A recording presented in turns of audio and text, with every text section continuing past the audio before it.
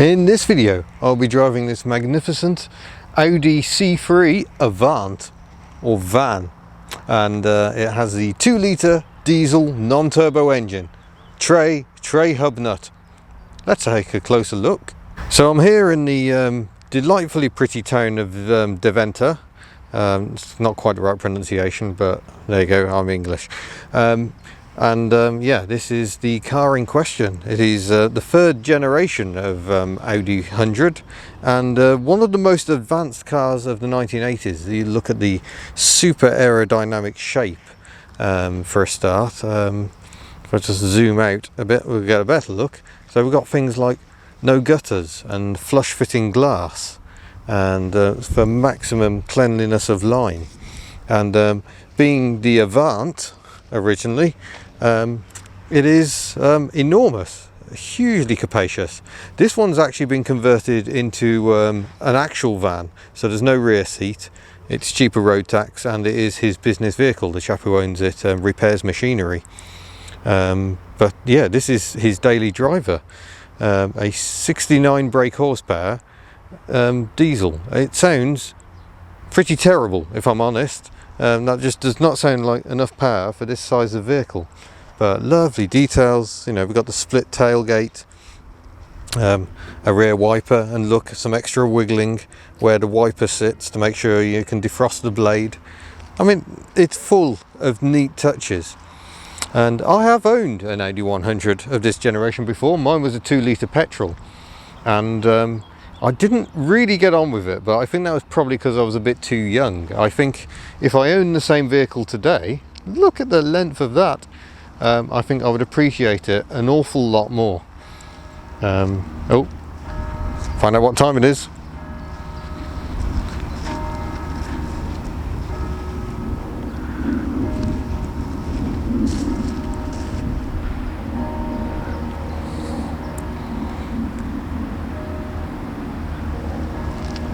Blimey, 11 o'clock already, is it?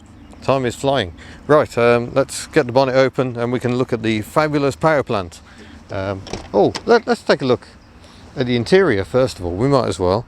We've got lovely sort of brownish grey material on the doors. We've got upgraded seats, point of declaration. These are from an Audi 100 C4, and they're Quattro seats as well. So yeah, a Quattro has died so we could have these seats. No, it's not true. It would have died for any other reason. But let's have a quick hop aboard and take in the lights. I mean, look, this car's so wide you can have double the air vents. There's an aftermarket cruise control, which is quite impressive. I should have got the steering wheel straight. How unprofessional is that? Almost Bauhaus-esque dials on these, very sharp double pointed needles. But again, very clear, very concise. And look at the mileage, 261,000 kilometers. That's around 160,000 miles, I think. It's a lowly spec, so there's blanking plugs ahoy. But you know, we've got a heated rear window and a rear fog light. And again, very 1980s graphics on the ventilation. A more modern head unit than you might otherwise expect. But the column stalks, we've got hazard lights. Are actually on a column stalk, so they're always a fingertip away. We've got wipers. This side we'll get to wipers, obviously, and on this side we've got lights as well as indicators. All very clear and simple, and plenty of space down in the footwell. Got Audi logo. Apologise for sandals. Look, we've even got an extra little shelf in here for documents, etc. And a mysterious switch. Oh, what does the mysterious switch do? We'll never know.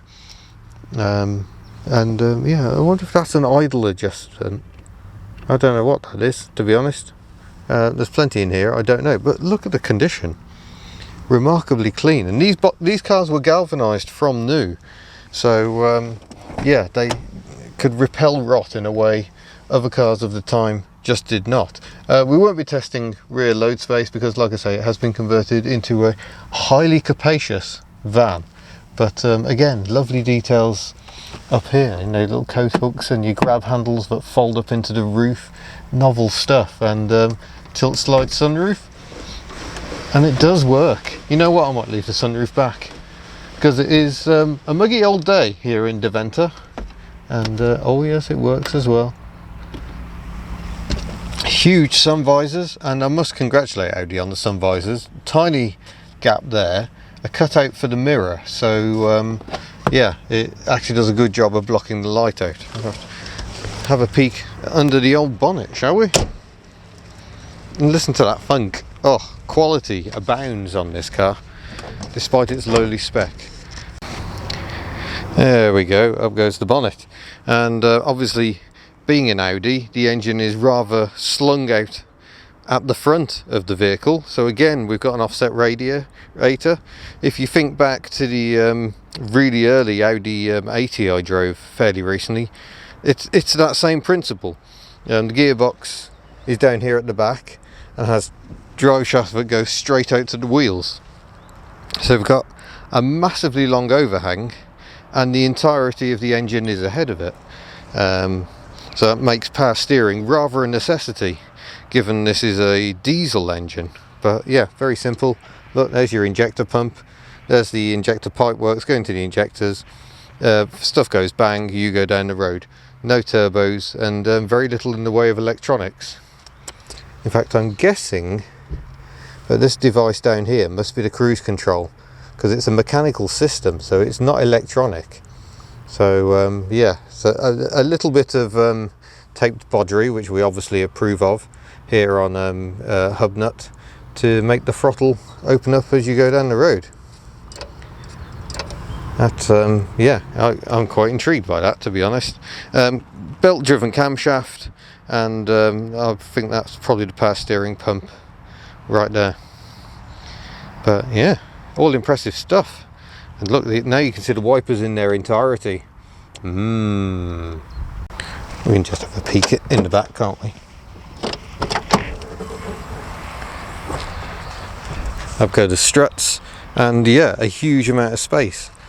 I mean, even with the back seat in place, you can see where the back seat pins are. You've got a really large load space, and some of these Audis had hydro-pneumatic rear suspension, you know, licensed from Citroën, so you got self-leveling. I don't know if this one has that. Have we got anything delicious in there? Oh, warning triangle, screen wash. Maybe over here. Oh yeah, there we go, spare wheel tucked away in the side. How practical is that? Which means you don't have to remove everything to get the spare wheel out. I quite like that. Full approval. Granted. We shall set about the business of starting the engine.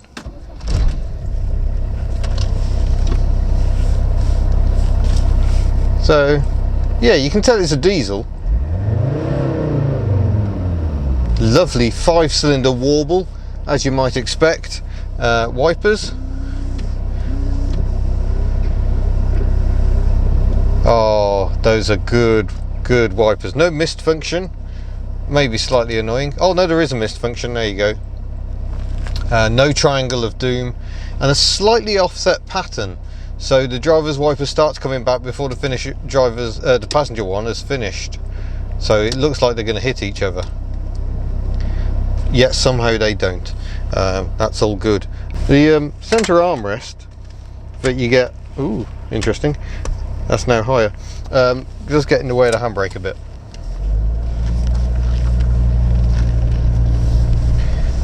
So slightly agricultural sound, but yeah, a very composed ride over this field. You hear the suspension working, but it's nice and smooth. It's all good.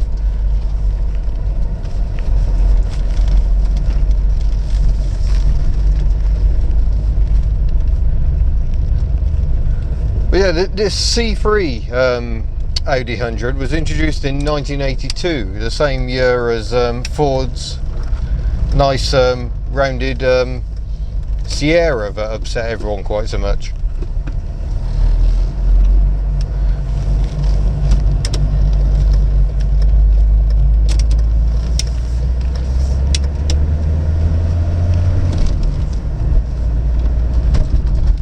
And yeah, I mean, 82, I guess, was the year of aerodynamics, and not everyone was a fan, to be honest.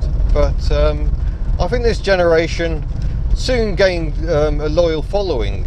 These cars weren't cheap, but people found that they were worth paying a bit extra for.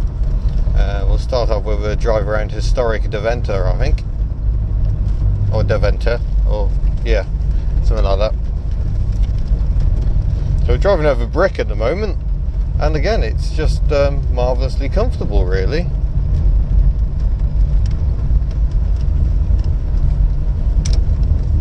All the controls fall nice into place. The gear changes, I wouldn't describe it as one of the best, but I certainly wouldn't describe it as one of the worst either.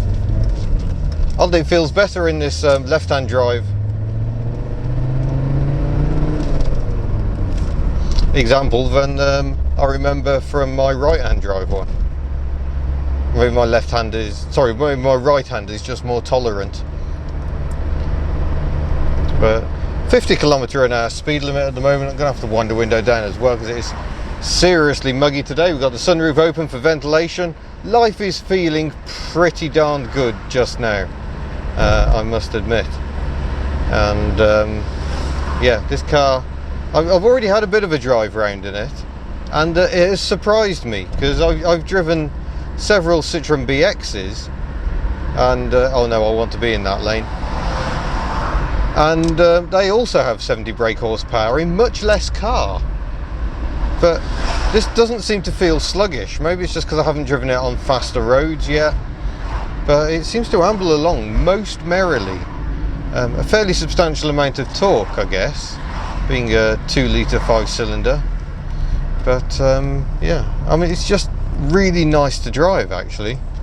So I think it's definitely the case that now I'm a little older, a little wiser, I think I could definitely get on with one of these cars. It's a shame they've pretty much entirely vanished in the UK.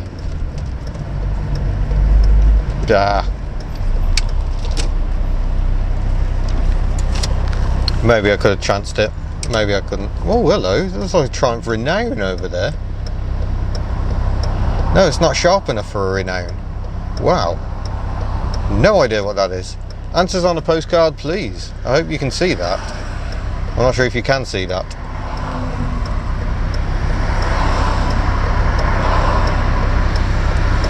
But the R series of diesel engines, all 5-cylinder, sort of began here, was later fitted to the Transporter, the T4 Transporter. I've driven one of those with a 2.4 incarnation, again about 70 brake horsepower, I think. And the turbocharged versions ended up in the Volvo 850. I've done a video on one of those with an automatic transmission, so you can check that out. Very similar sort of a noise. But I don't remember that turbo diesel being as refined as this is. No amber, because they're so radical here in the Netherlands. But it's a pretty good turning circle for front wheel drive. It's all good, really.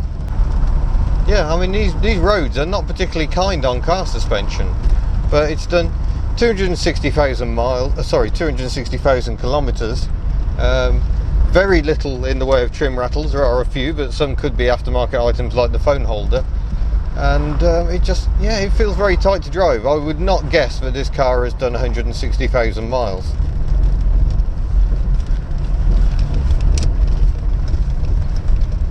Stop behind an Isuzu pickup.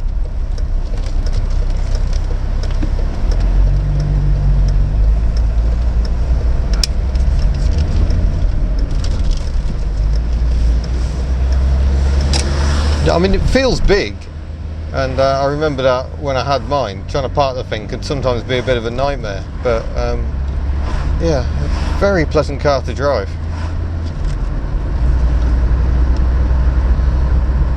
I have a horrible feeling I may need one of these in my life again.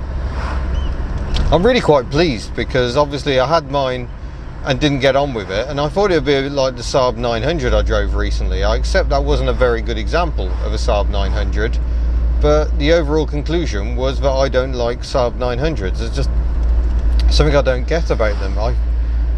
I like this. I prefer this. This is yeah, this feels like my kind of car, even though perhaps it didn't when I first owned one when I was still in my 20s. I mean, let's face it, it's not a 20-year-old's car, is it? I say that, this particular example, the owner, Rob, purchased it from a 19-year-old girl who their family had always had Audis, and she was only selling it because here in the Netherlands it used to be the case that anything over 25 years old had free tax, but then they changed it to 40 years, and all those young timers suddenly became very expensive to tax, 100 euros a month, which is frightening. And it led to a lot of young timers simply vanishing from the Netherlands. It's a bit of a shame. Oh, it's raining. That means we can do a rear wiper check. Hope it works. Oh yes. It's an interesting approach to the rear wash there. Oh, I see. It's is it a flick on?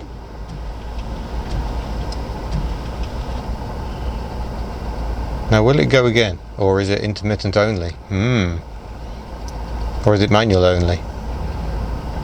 No, I see. You only get one wipe. I get you. So you can't put it on permanently or intermittently. Okay, that's a bit like a Citroen BX, to be fair. Right then, let's go and do some acceleration, I think.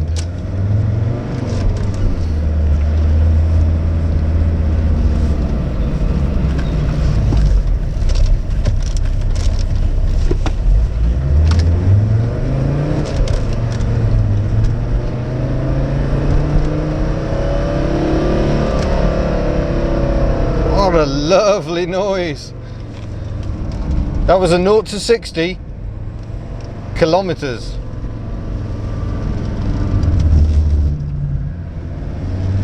Too tight on that line. I cut the corner. But yeah, I mean, the handling is it's fine. It's really pleasant, and it's good suspension over the Drempels as well. Dutch for speed humps. So yeah, there's a lot to like about these cars. And something I find very interesting is that I seem to have run out of road. That's impressive. Maybe we won't go that way then. Yeah, what was I going to say?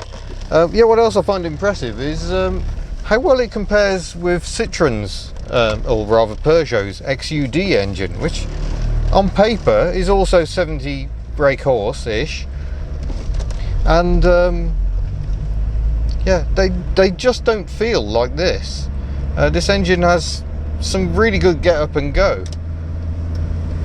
I mean, don't get me wrong, you're not going to set any speed records, but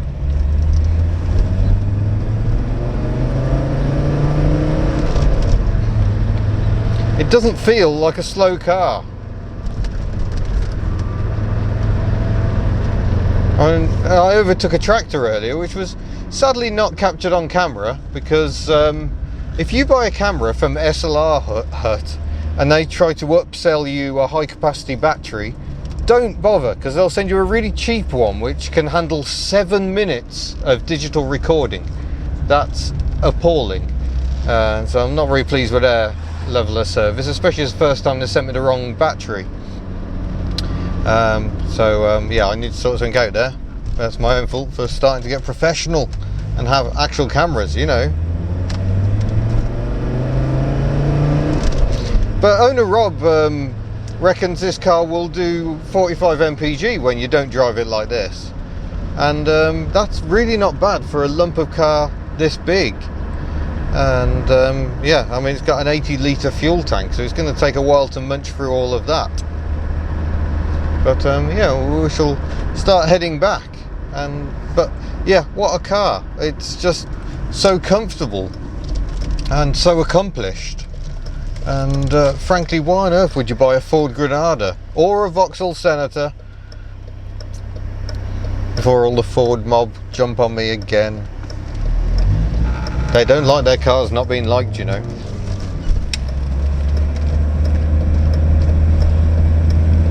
I mean, the Saab lot were saying, well, I like my Saab, and that's fair enough, but they weren't going, you're an idiot because you don't like a Saab. So thank you, Saab people, for accepting different views.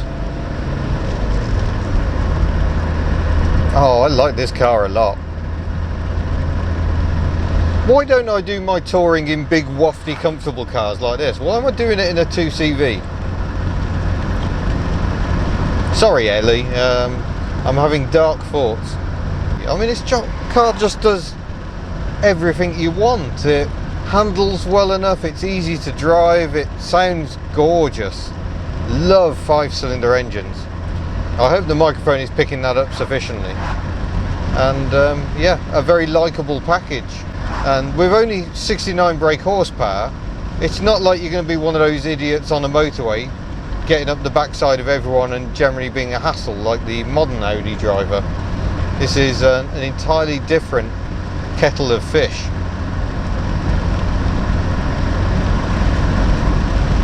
But if I put my foot down now,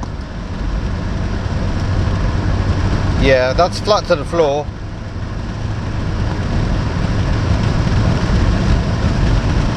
And yeah, can almost get itself to 100 kilometers an hour, allegedly, officer. Yeah, we definitely didn't just do that. So yeah, it's not bountiful power, but it's very linear power. So you just haven't got that turbo diesel problem of all the go, oh no, it's all run out. It's very linear power delivery, no turbo lag, and no running out of revs. I like it a great deal, in case you hadn't already guessed. In fact, it's got interesting wipers, just, yeah, oh, it's the perfect package. Yeah, maybe it's just because I'm in the Netherlands that this feels like an entirely appropriate amount of power, because there's not huge streams of traffic, you can see. I'm not desperately trying to get around slower vehicles. Everything feels laid back here. The speed limit is 80 kilometers an hour, which is about 50. Yeah, it's just like there is no rush. Hey, just chill out. Worst Dutch accent ever. Oh, Mark II Transit over there. Already seen a Mark I Transit pickup. Wow, a gate to nowhere.